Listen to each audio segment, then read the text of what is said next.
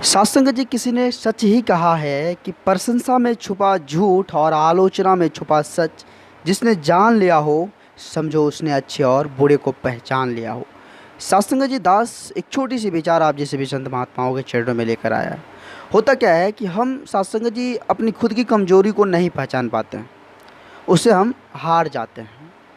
सात्संग जी, जो बाहर की चुनौतियाँ होती है उससे हमें कोई फ़र्क नहीं पड़ता है, उसका कोई फ़र्क हमें नहीं पड़ता है।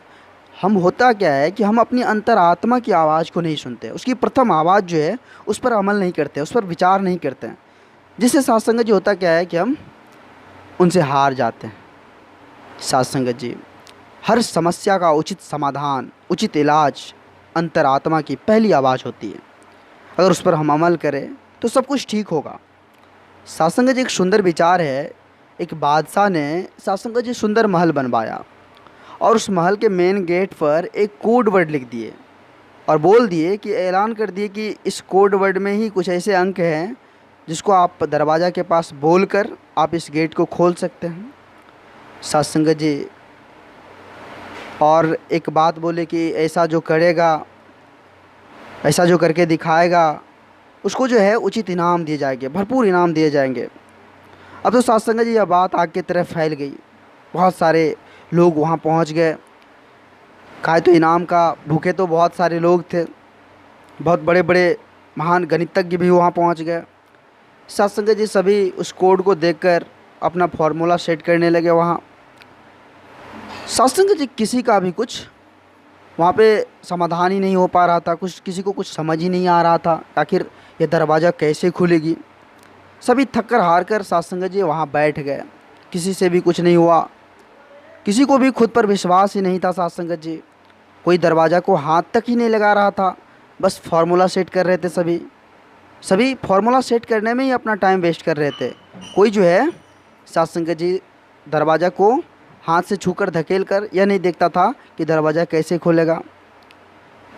सत्संग जी जब सब हार कर बैठ गए तो एक महात्मा जी वहाँ पहुँचे और प्रभु का नाम लेकर दरवाज़ा को ऐसे ही ठोकर दिए। दरवाज़ा स्वतः खुल गया। सत्संग जी सभी देखकर आश्चर्यचकित रह गए कि आखिर यह चमत्कार कैसा, यह चमत्कार कैसे हो गया।